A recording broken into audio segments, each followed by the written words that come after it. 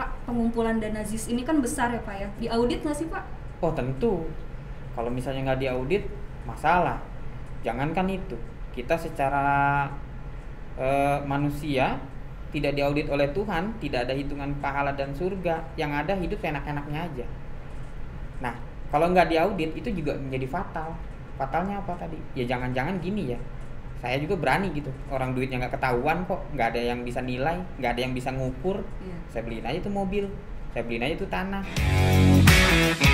Disiarkan dari kantor Wali Kota Jakarta Pusat. Inilah dia, J Podcast.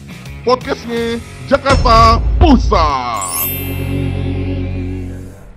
Assalamualaikum warahmatullahi wabarakatuh. Apa kabar Sohib Jakpus? Kembali lagi di J Podcast, podcastnya Jakarta Pusat. Kali ini perkenalkan saya Afi dan sudah hadir juga di studio J Podcast Bapak PLT Koordinator Basnas Bazis Jakarta Pusat, Bapak Subarna. Assalamualaikum Pak. Waalaikumsalam warahmatullahi Selamat wabarakatuh. datang di studio J Podcast. Siap. Gimana kabarnya Pak? Lumayan sehat.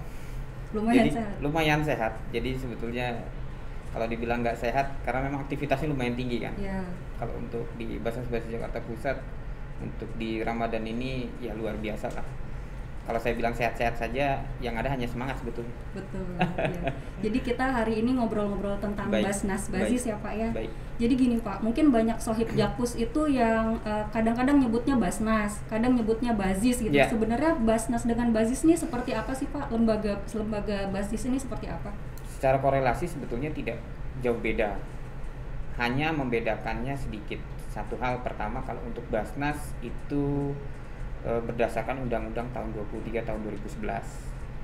Nah, Bazis sendiri itu memiliki nilai histori karena untuk di DKI Jakarta sebelum nama Bazis itu kan ada namanya LAS, Ya. terus berubah menjadi namanya BAS. Ketika nama BAS berubah lagi menjadi Bazis, dan itu perubahannya sudah dari zaman Pak Gubernur Pak Setiyoso. Jadi lumayan panjang. Sedangkan untuk Basnas sendiri itu lahir tahun 2000-an. Artinya untuk mengakomodir perubahan yang ada, maka namanya sebetulnya yang kita maksudnya sudah kita rencanakan atau kita putuskan waktu itu, perubahan di tahun 2019 itu akhirnya menjadi Basnas Bazis Provinsi DKI Jakarta. Jadi digabung ya Pak Digabung. ya, Basnas Bazis. Betul. Jadi kita pun alhamdulillah maksudnya tetap mengikuti Undang-Undang tahun 23 tahun 2011. Ya. Namun menjaga histori yang ada. Jadi nama Bazis tidak dihilangkan. Cuma memang agak anehnya karena nama Bazis sendiri kan itu posisinya buka tutup kurung ya. Ya. Itu kalau lihat tulisannya. Ya ini juga waktu awal perubahan lumayan jadi bercandaan teman-teman sih. Tapi ya bersyukurnya nama lembaga Basnas Bazis atau mungkin Bazis dulunya di Jakarta sebetulnya sudah cukup terkenal. Jadi bentuknya seperti apapun, asal itu disebut bantuannya dari pemerintah, ya itu dari dana zakat, pasti bilangnya Bazis. Oh, baik Pak. Nah, Nah, kalau misalnya boleh mengenal lebih jauh nih backgroundnya Pak Barna sendiri sampai sekarang bisa menjadi PLT Koordinator Basnas Bazis. nah ini dia. Gimana?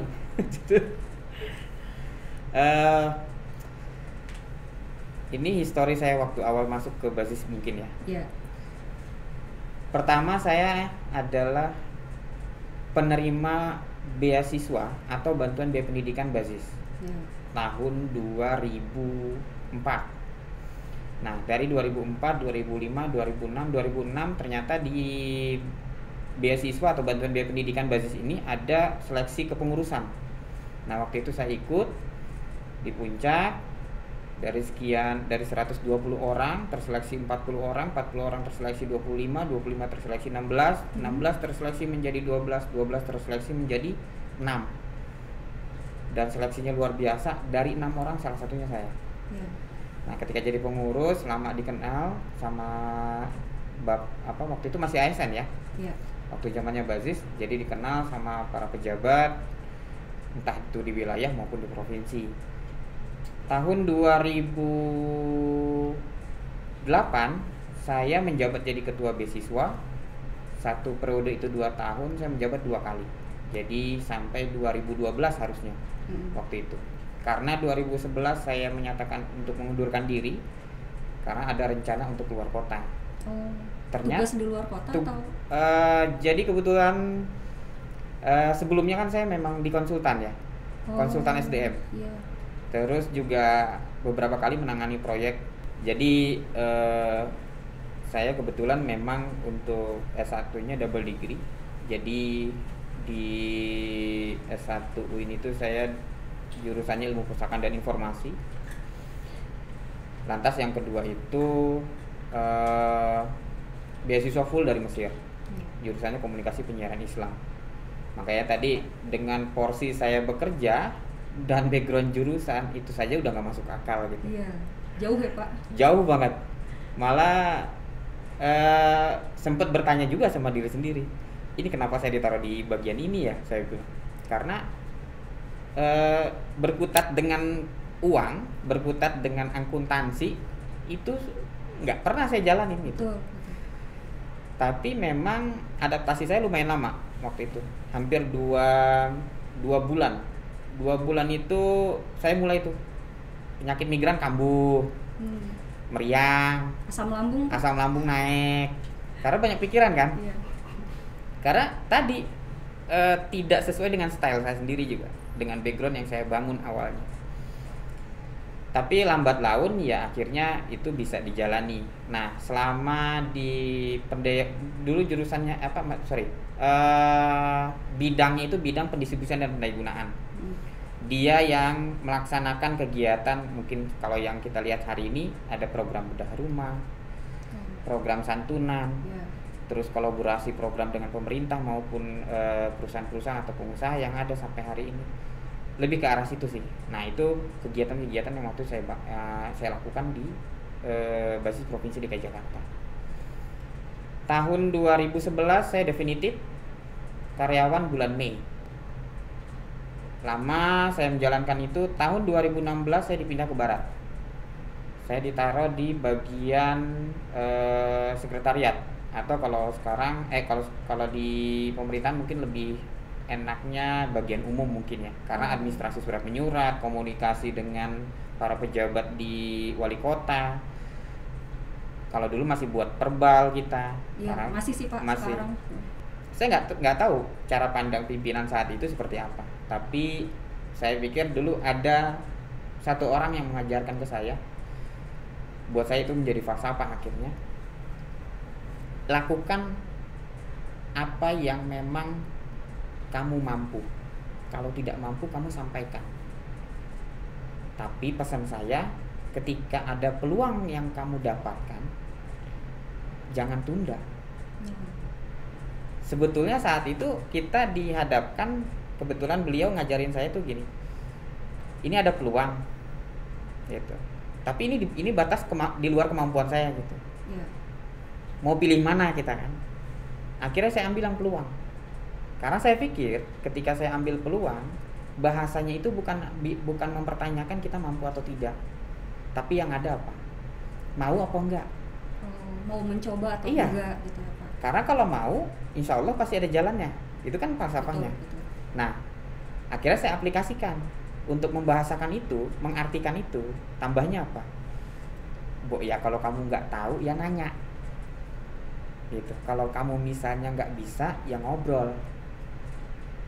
Kalau misalnya mau lebih pintar, ya belajar. Akhirnya poinnya tadi, saya nggak akan bilang lagi bahwa diri saya mampu atau tidak. Jelas kalau ditanya itu pasti semua orang bilang nggak mampu. Ya karena hal yang baru ya Pak. Iya, karena hal yang baru. Tapi pada akhirnya ya tadi, itu yang saya lakukan. 2019 di keuangan, kasih perencanaan. Terus 2019 itu saya diposisikan di keuangan, di 2020 saya naik jadi kasubsi. Nah saat itu kita kondisi COVID. Pada masa COVID itulah transisinya luar biasa. Saya menangani 4 divisi sekaligus. Jadi ada bagian keuangan, ada keuangan akuntansinya juga. Terus waktu itu ada pelaporan, itu pekerjaan yang harusnya dikerjakan satu orang dengan staf 3 minimal. Maaf Pak, itu di-handle Bapak semua karena yang lain COVID atau memang sudah ditugaskan menghandle? Karena belum ada kepala seksinya saat itu. Oh, baik. Karena basis-basis provinsi itu kan perubahannya 2019. Ya. Bulan April. Jadi masih banyak divisi-divisi yang dalam kondisi transisi keilmuan, transisi manajemen, belum lagi mungkin transisi yang terkait SOP-nya, karena SOP yang dilakukan di basis secara edifikasi ke masanya basis belum tentu pas kan. Itu disesuaikan kembali. Jadi waktu itu saya pegang 4 divisi 2020 selama sekitar 4 bulan. Dan dari situ posisinya 2019 itu masih staff saya jadinya. Sorry tadi saya lupa. Nah 2020 itu saya akhirnya 2020 bulan Juli kalau tidak salah itu saya naik jadi kasubsi. Tapi tetap megang 4 divisi juga. Karena yang divisi saya utamanya tadi perencanaan, riset dan pengembangan saya pegang kan. Tambah yang keuangan, tambah yang APBD. APBD tadinya terpisah itu. Tapi karena ternyata ada historinya dulu saya pernah pegang APBN, dipercaya. Nah, akhirnya dipercaya. Jadi sebelum di basis saya pernah ikut andil di staf ahli DPR. Waktu itu di praksi lah gitulah. Nah, waktu itu saya nanganin APBN, proyek tender terakhir itu 2007 sudah selesai. Akhirnya karena memang ya mohon maaf karena memang kondisinya kalau di ranah politik rada panas hawanya. Jadi akhirnya saya mengundurkan diri. Nah, histori itulah yang akhirnya pas di keuangan di basis provinsi saya di hire di APBD. Ya walaupun sebetulnya bukan menjadi poin utama sih, itu berdasarkan histori aja. Ya kita nggak tahu kan, saya juga bilang Bu, karena pimpinan saya perempuan kan, ya wakil ketua bidang 3. Bu maaf saya bilang, Ibu percaya sama saya bilang. Masalahnya mohon maaf ini Bu, saya bilang background saya bukan ini loh, saya bilang gitu. Ya kalau kamu mampu dan kamu bisa dan kamu mau, ayo, asal kamu siap. Kalau saya jejak habis kamu biar bisa jadi, mau nggak? Saya bilang ya ayo aja, saya bilang Bu.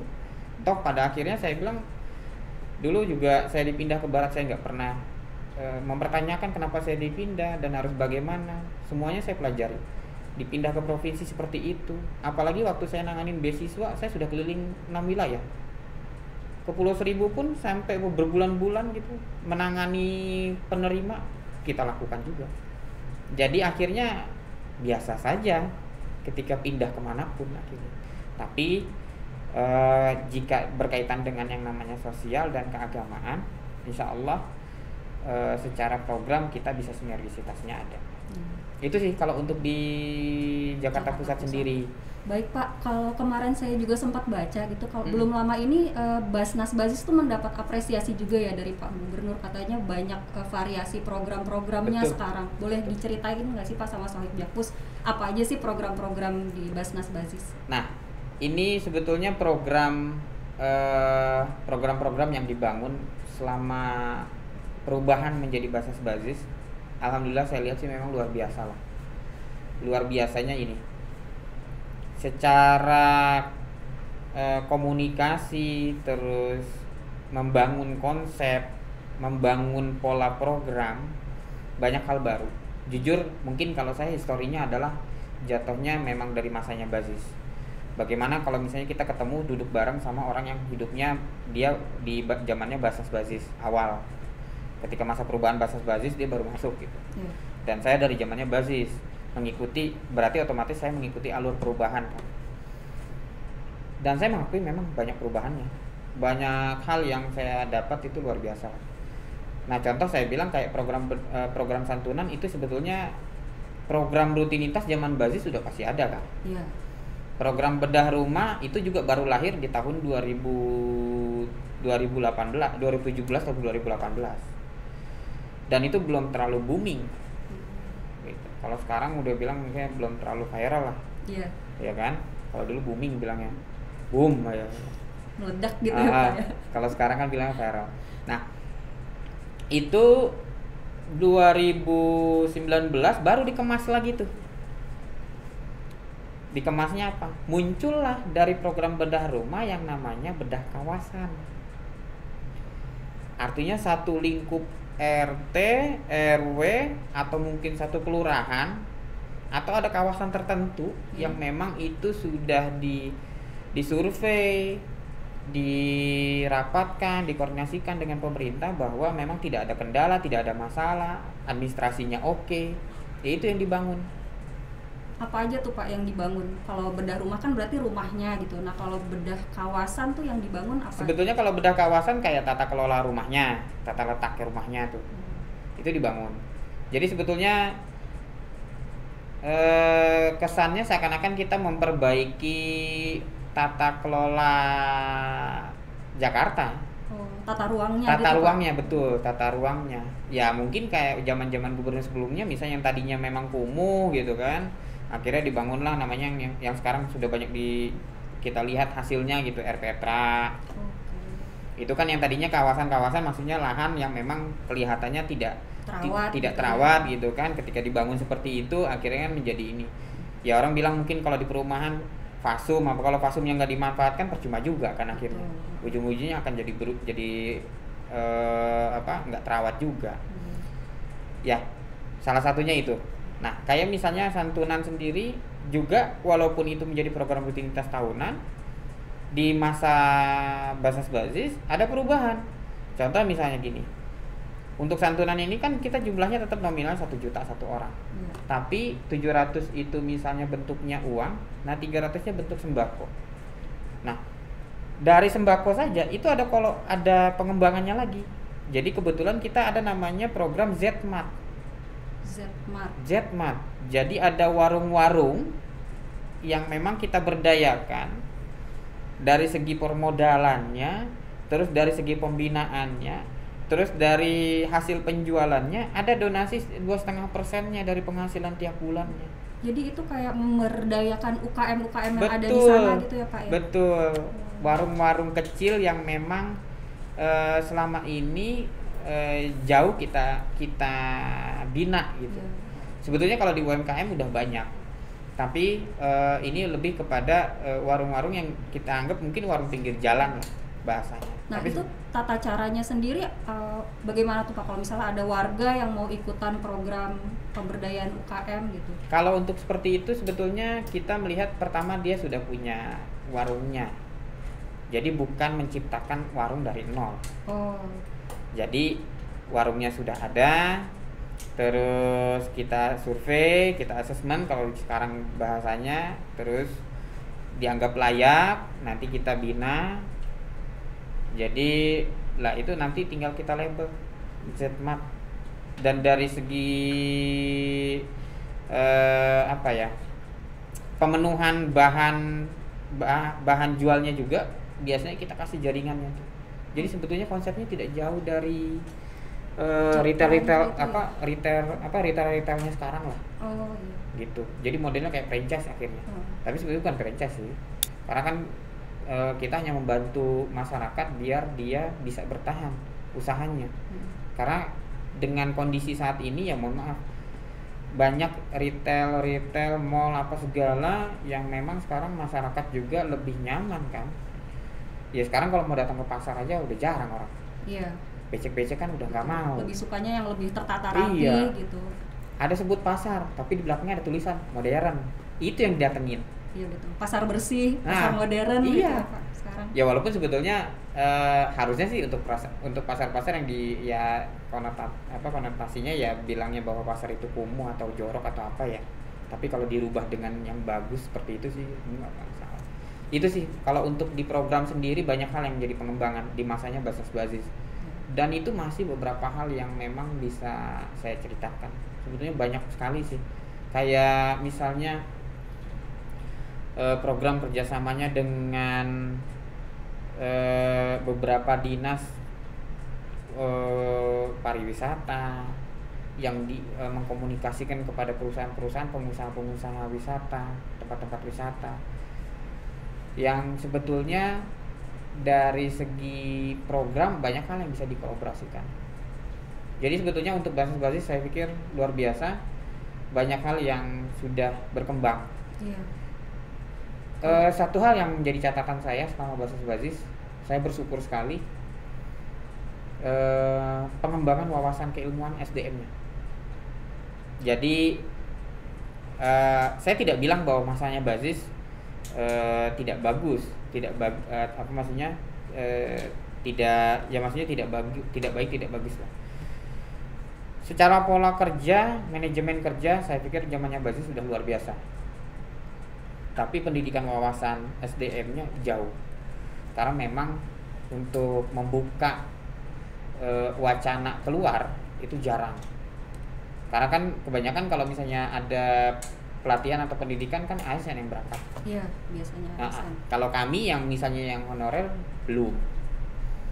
Nah, ketika zamannya basis itu dibuka secara menyeluruh.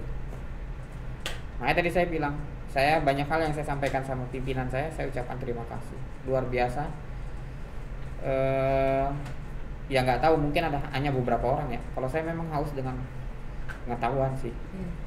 Karena prinsipnya saya semakin kita banyak informasi, maka poinnya kita akan menguasai dunia.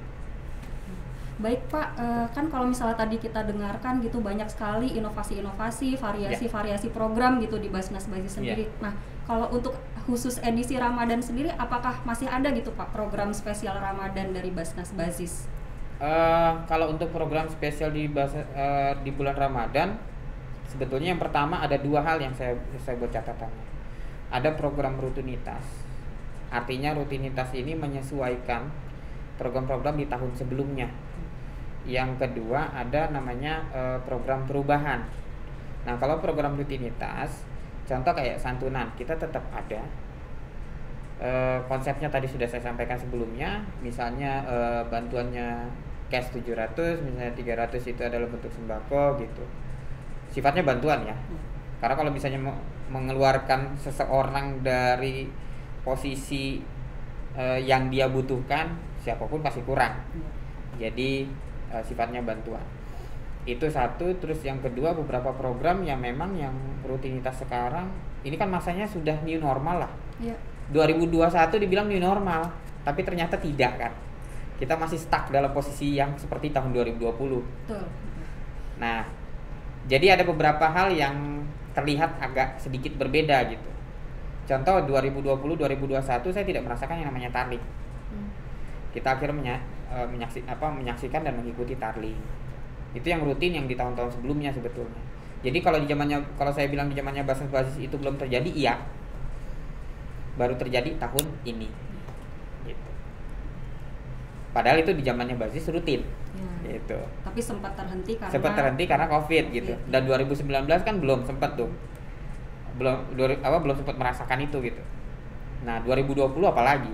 2021 belum.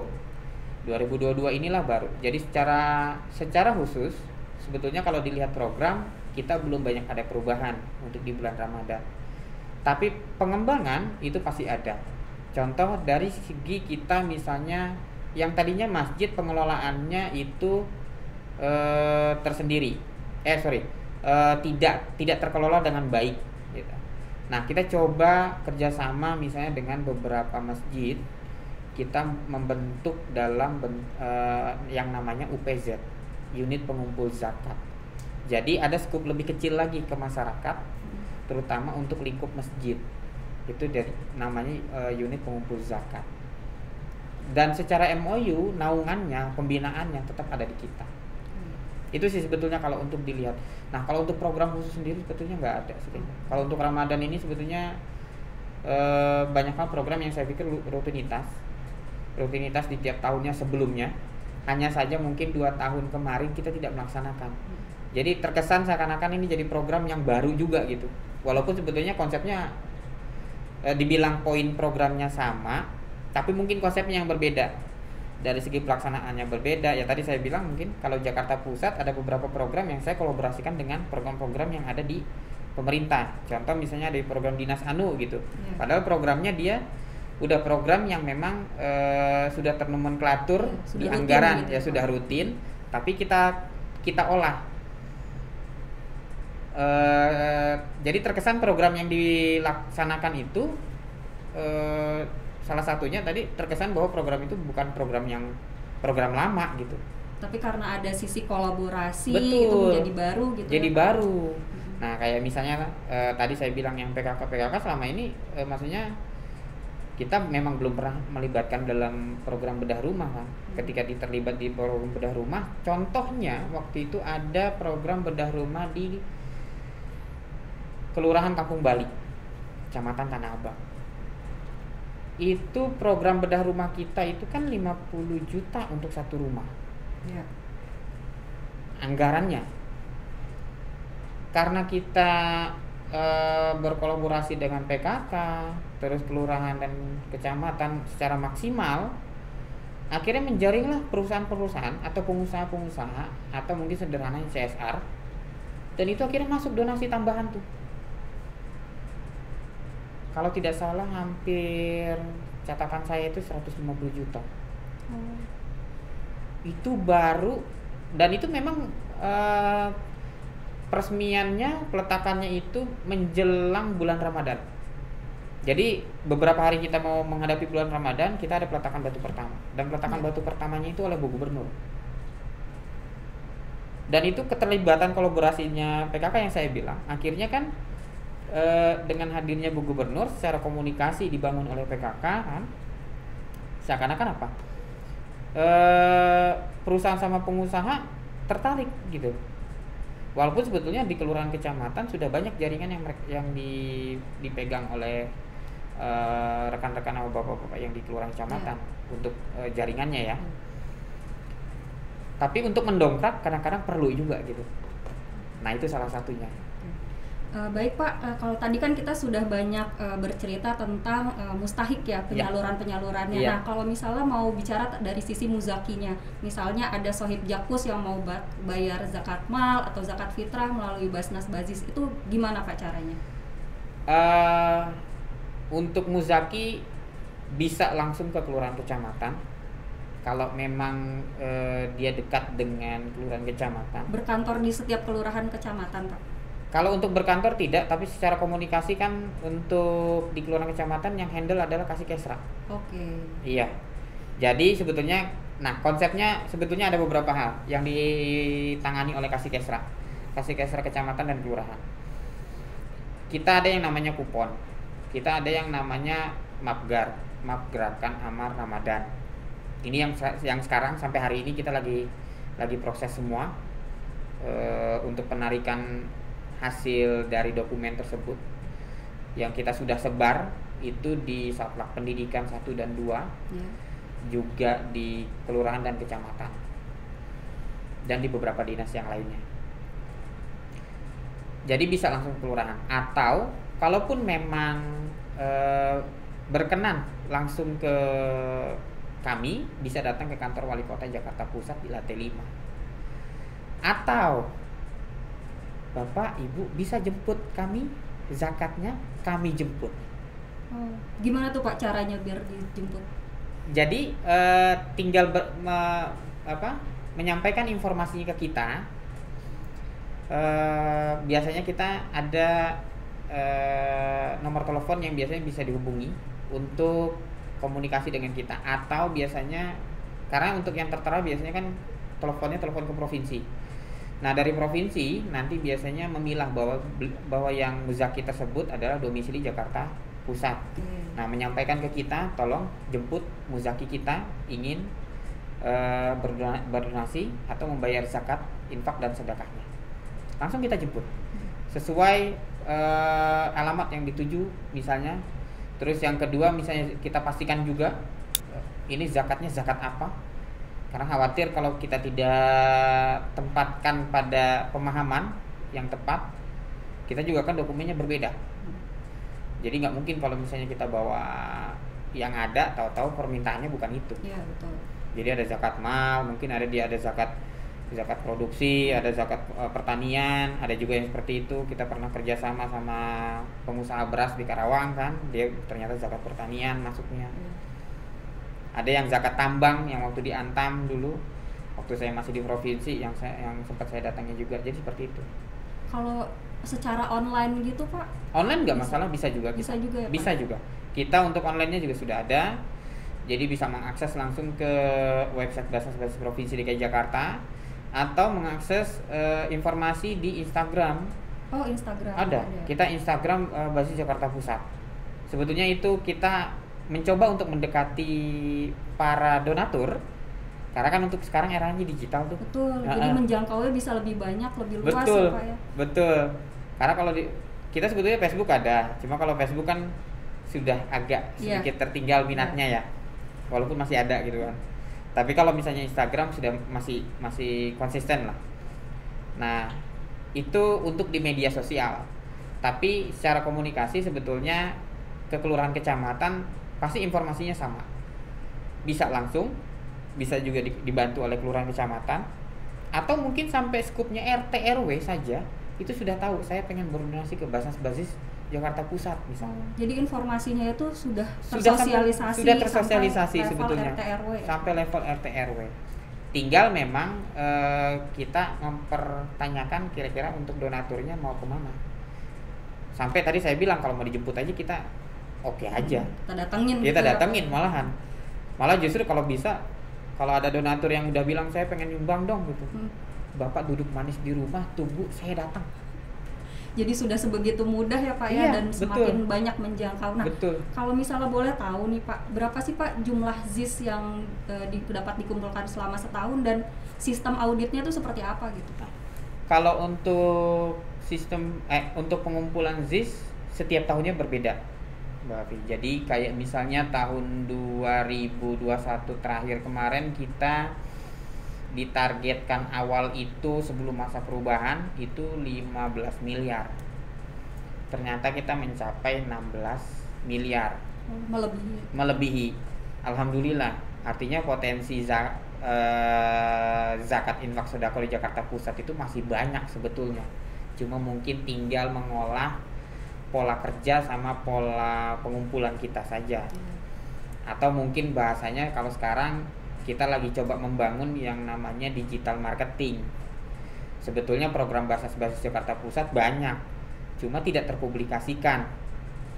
Kalaupun ada publikasi, sifatnya internal. Internal mana? Internal lembaga kita di Basnas Basis Provinsi atau wilayah, dan juga internal wali kota. Belum sampai keluar. Itu yang belum bisa kita lakukan secara maksimal. Nah, itu yang lagi kita coba sebetulnya. Mungkin bisa dibikin podcast Basnas Basis gitu ya Pak ya, setiap minggu nih lo program ini, terus minggu depan lo program ini. Nah, itu sebetulnya untuk podcast Basnas Provinsi DKI Jakarta sudah mulai itu. Oh, sudah mulai Pak? Iya, sudah mulai juga. Cuma memang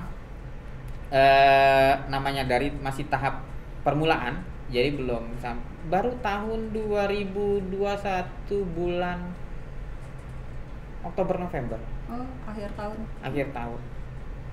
Ya, walaupun agak sedikit telat daripada tidak sama sekali gitu. Betul Pak. Bantu publikasi program juga. Betul. Jadi untuk saat ini ya jangankan ya nenek-nenek yang bilang sama cucunya gitu, ini megang handphone aja kagak ngerti gitu. Mau nelpon aja nungguin orang buat mencet nomornya gitu. Kalau sekarang enggak kan? Malah yang ada apa? Nenek-nenek lebih pintar daripada kita gitu. Belum lagi kalau udah bilang aplikasi TikTok kan. Betul. Wah, udah ngaco udah gitu bilang. Malah kalau dibilang lebih gesit dia. Makanya sekarang kalau dibilang dulu nenek-nenek artis dulu namanya Nenek Lincah, udah almarhum gitu kan. Iya. Sekarang Nenek Lincah nama banyak. Kayak gitu. Jadi untuk penghimpunan tahun 2021 ya alhamdulillah kita mencapai 16 miliar. Memang sih waktu itu ada miss sedikit. Jadi sempat kita dikasih target 19 miliar. Karena ada rebudgeting di pertengahan tahun 2021 perubahan. Dan ini wilayah-wilayah lain juga sempat protes. Dan lucunya target tahun ini 21 miliar. 21 miliar. Ya, lucunya apa? Karena yang nyusun rencana anggaran tahunan sebelum saya pindah itu saya. Oh. Yang bikin renstra 4 tahun saya. Jadi saya bilang sama teman-teman di kantor, ini kok saya ngeludah kayak ke muka sendiri ya, mau diprotes. Akhirnya kemakan sendiri ya Pak? Ya mau nggak mau saya jalanin gitu kan. Dan di RKAT sama Renstra tahunan, karena saya nyusun buat semua wilayah, bukan provinsi aja. Ya. Jadi provinsi DKI Jakarta 6 wilayah saya ikut nyusun, walaupun sebetulnya terlibat teman-teman wilayah juga secara penyusunannya. Cuma yang ya kadang pas saya pindah ke pusat, terus misalnya ada staf bilang, Pak, kita pengumpulan tahun ini targetnya 21 miliar. Oh iya, udah nggak bisa ngomong saya. Kenapa? Karena saya nyusun gitu. Iya. Masa ya yang saya nyusun saya protes juga, saya bilang gitu. Itulah akhirnya diam. Terus ya alhamdulillah untuk di per April aja nih, per April kita untuk rencana pengumpulan alhamdulillah itu kalau tidak salah tuh sudah sampai 5 miliaran. Oh. 5 miliaran. Dan itu terhitung dengan beberapa jenis zakat ya. Terutama ada yang zakat ASN yang 2,5% dari TKD. Ya, setiap bulan ya. Yang Pak? setiap bulan, betul. Terus yang kedua tadi zakat UPZ, ZIS UPZ. Jadi yang dari unit pengumpul zakat. Terus yang lainnya tadi dari para perusahaan dan pengusaha. Di luar itu yang masyarakat umum. Contoh mungkin ada beberapa yang sudah melaksanakan momennya di bulan Ramadan kan ada nih orang toko, karena udah pada Tanah Abang deh. Iya. Kita bicara Tanah Abang yang tadinya sepi. Udah mulai rame sekarang. Udah mulai rame. Jadi ibarat kata kita ngasih kupon buat tuh toko satu aja, setiap bulan 10.000 aja gitu. Ya dari segi pendapatan mereka nggak terlalu merugikan akhirnya. Iya. Malah justru seharusnya bisa menjadi ladang keberkahan sih. Betul. Kenapa saya bilang begitu? Karena untuk lembaga Basnas Bazis atau mungkin Bazis sebelumnya, saya berani bilang bahwa sudah menjadi lembaga yang terpercaya dan dipercaya. Karena dengan historinya saja sudah luar biasa, dan programnya saja sampai hari ini dengan misalnya tadi saya bilang di awal kita bicara programnya santunan yatim, jumlahnya sekian, yang nyebar siapa? Orang kelurahan. Ya. Dari Bazis ya Bu? Dari Bazis ya Pak? Orang udah bilang seperti itu. Artinya mempercayakan amanah zakat infak sedekahnya ke kami. Alhamdulillah secara pelaksanaan itulah tanda bukti utamanya. Jadi untuk pengumpulan ya tahun ini targetnya 21 miliar. Sebetulnya saya mau protes sih, tapi gimana ya? Agak metang juga nih pala saya bilang. Karena mikirnya gini, kita sudah hitung nih tiap bulan breakdown anggarannya sekian, rencana pengumpulannya adalah anu sekian. Kita menjaring ke perusahaan gitu, terus ke ini gitu. Kok nggak ketemu ya? Ya mohon maaf kasar-kasar, saya akhirnya mikir ini kemarin saya nyusun tolol juga ya, saya bilang. Ujung-ujungnya saya yang jadi kena tumpuan ini, saya bilang gitu. Yang kena target akhirnya iya. Bapak, ya, Pak? Dan ketika rapat di provinsi, pusat pengumpulan target sekian ya. Iya, udah. Kalau yang wilayah lain tuh protes tuh. Nggak bisa gitu dong Pak. Karena kan kondisinya sekarang lagi masa new normal nih, saya bilang. Orang juga belum bisa maksimal. Masih adaptasi Jadi jangan dikasih target besar. Ya kalau dikasih target besar tapi kondisinya ini, gimana cara menjaringnya gitu kan misalnya. Ya akhirnya dari teman-teman saya boleh dibilang saya nggak berani protes. Ya orang saya nyusun. Yang ada mah nabok muka sendiri saya bilang. Ya tapi ya tadi, ya mudah-mudahan sih itu bisa tercapai lah. Karena toh namanya target itu kan meletakkan posisi kita menjadi di angka yang maksimal. Ibarat kata kita cita-cita ya kita cita-citanya harus di atas langit. Karena kalau misalnya jatuh minimal mentok dulu di langit. Karena kalau udah jatuh ke bawah lebih parah lagi, ya paling hancur sih. Iya, Pak. Nah itu tadi ada di audit juga Pak? Kita ada audit. Untuk sementara ini kita auditnya KAP. Jadi sebetulnya konsepnya untuk keuangan di zakat itu ada 2 auditnya, ada audit syariah sama audit KAP. Nah kalau audit syariah itu lebih kepada integritas, attitude, kalau audit syariah ya, manajemen kelembagaan. Itu oleh siapa Pak? Kalau untuk audit syariah itu kita oleh Kemenak, Kementerian Agama. Karena kan memang sebetulnya secara garis koordinasi itu saya takut salah sebelumnya, mungkin saya mengartikan seperti ini. Basis Provinsi DKI Jakarta, regulator adalah Basnas RI. Yeah. Fungsi koordinatifnya ada di Kementerian Agama. Tapi dari segi perintah maupun arahan adalah pemerintah Provinsi DKI Jakarta. Karena apa? Tadi kita banyak kolaborasi sama sinergisitas program dengan pemerintah. Tapi secara laporan kita harus melaporkan ke Basnas RI karena regulasi aturan yang muncul itu pun yang menjadi bahan utama kita ketika kita menyampaikan ke pemerintah Provinsi DKI Jakarta, Bapak mohon maaf, di Perbasnasnya kami aturannya adalah ini. Makanya tadi saya bilang sebagai regulator, pengawas, bahwa pelaksanaan kelembagaan sudah tepat secara undang-undang, tidak menyalahi aturan. Tapi kalau untuk di Kementerian Agama tadi, secara pengawasan integritasnya, pengelolaan zakatnya, seperti itu. Tapi arahan, perintah, pelaksanaan, sinergis program, skupnya lebih kecil, lebih utamanya adalah ke pemerintah Provinsi DKI Jakarta. Itu poinnya sih. Jadi kalau untuk audit saat ini kita masih menggunakan audit KAP. Jadi pakai akuntan publik. Dan itu dipublikasikan juga Pak? Dipublikasikan. Hasil auditnya. Dipublikasikan. Sampai hari ini kita masih mendapatkan predikat wajar tanpa apa ya? Pengecualian. Tanpa pengecualian. OTP. Iya. Jadi kita sampai hari ini masih mendapatkan itu. Karena memang apalagi sekarang kita sudah mulai era digitalisasi. Betul. Jadi sistematis semua kan. Ya, setuju sih Pak, karena kan kalau udah di era keterbukaan tuh masyarakat Betul. biasanya menuntut ya transparansi laporan auditnya, kegiatan-kegiatannya. Betul. Nah itu yang saya bilang, mungkin tadi kita banyak singgung di awal. Kalau untuk laporan keuangan saya jamin publikasinya sudah oke. Cuma memang yang kurang itu tadi saya bilang.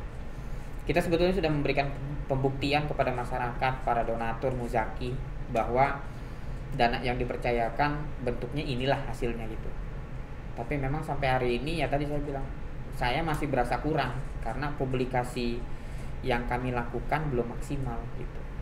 Padahal sebetulnya kalau bisa diolah, dipercantik gitu, agak dibikin manis publikasinya, orang juga kan pengen lihat gitu. Ya makanya tadi saya bilang poinnya untuk di tahun ini saya lagi mengajak teman-teman di wilayah untuk mencoba mengolah konsep publikasinya lebih kepada digital marketing.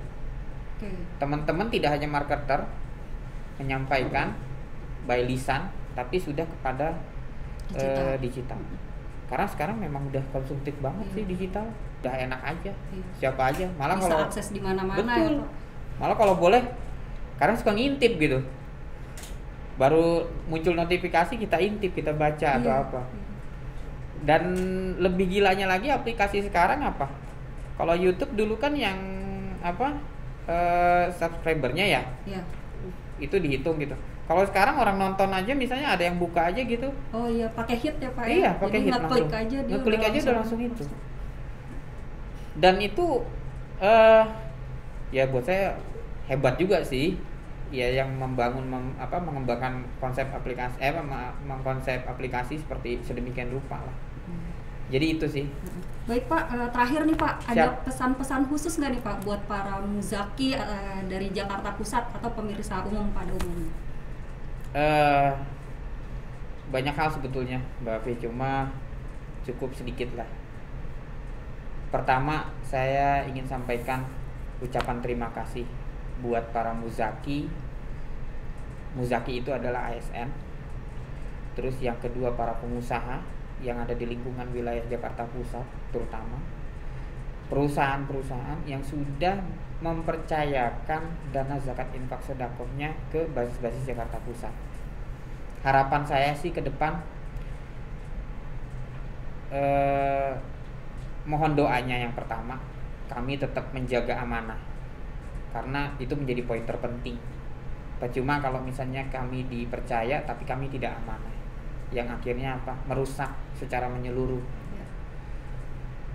Itu yang pertama. Yang kedua, ya besar harapan bahwa masyarakat yang kita keluarkan dari angka kemiskinan atau mungkin kita sejahterakan, saya berani bilang kami belum maksimal. Jangankan itu, mungkin pemerintah sendiri menyampaikan bahwa belum begitu maksimal karena kompleksitas di DKI Jakarta kan luar biasa. Jalur urban, transmigran juga.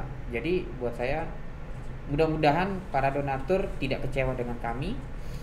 Jadi semakin ditambahkan nilai donasinya, karena saya yakinnya semakin banyak orang bersedekah maka rezekinya bertambah. Tuh. Cuma memang terkadang baru sedekah, ya bahasanya gini, kita sedekah pakai tangan kanan sembunyi tangan kiri, tapi hati ngedumel. Gitu kan? Ya tetap aja rezekinya masih gitu-gitu aja. Yang lebih bagus adalah ketika tangan memberi, tangan kiri disembunyikan tapi hati ikhlas. Ya. Itu lebih bagus. Nah, harapan saya pada donatur, ya kepercayaannya itu mungkin hari ini hanya 1%, bertambahlah jadi 20%. Terus bertambah menjadi 100%. Artinya ketika sudah percaya, sudah terbangun dengan baik kepercayaan itu, yang ada apa? Yang ada di dirinya pun dia akan sumbangkan. Nah, yang selanjutnya adalah harapan saya kepada masyarakat, zakat infak sedekah ini mungkin orang lihatnya adalah zakat fitrah, ya kan? Tapi sebetulnya masih ada zakat-zakat yang lain.